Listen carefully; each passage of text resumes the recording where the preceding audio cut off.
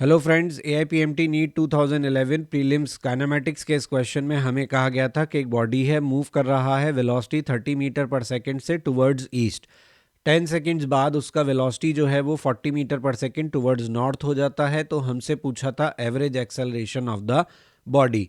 तो हम जानते हैं कि एवरेज एक्सेलरेशन का मतलब सीधे सीधे फॉर्मूला लगाना है। एवरेज एक्सेलरेशन होता है चेंज इन वेलोसिटी का magnitude divided by time taken.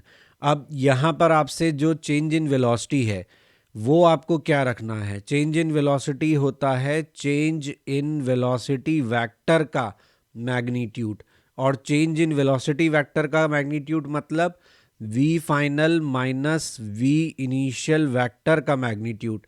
यानी इस क्वेश्चन में वेक्टर इन्वॉल्व है। ऐसा मत करिएगा कि 40 माइनस 30 करके 10 से आपने आंसर निकाल दिया। ध्यान रहे वेलोसिटी एक वेक्टर क्वांटिटी है और यहाँ पर मैग्नीट्यूड के साथ साथ डायरेक्शन भी चेंज हो रहा है। तो हमें पहले ये बताना पड़ेगा कि ईस्ट और नॉर्थ के लिए हम क्या डायरेक्शन अज्यूम कर रहे हैं आई कैप जे कैप की फॉर्म में, और फिर हम एवरेज एक्सेलरेशन निकालेंगे।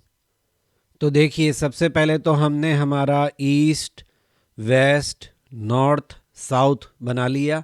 उसके बाद हमने ये डिनोट कर दिया कि east along positive X axis है और north along positive Y axis है।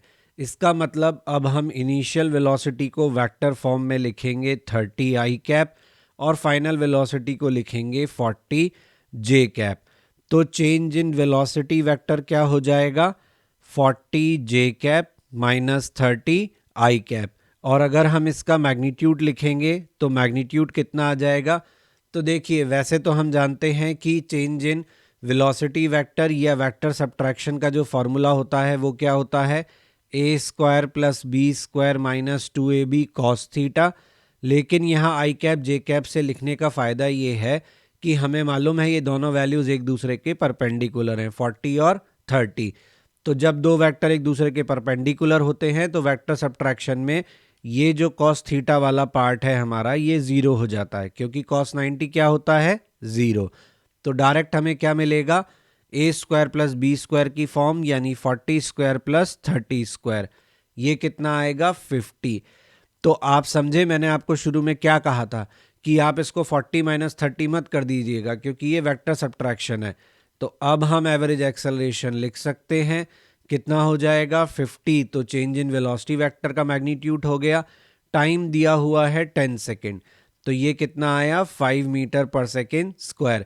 क्वेश्चन में हमें डायरेक्शन की फॉर्म में आंसर नहीं दिए। अगर हमसे डायरेक्शन की फॉर्म में आंसर पूछा जाता तो हम क्या करते, उसके लिए देखिए कहानी में ट्विस्ट वाला part on my same channel.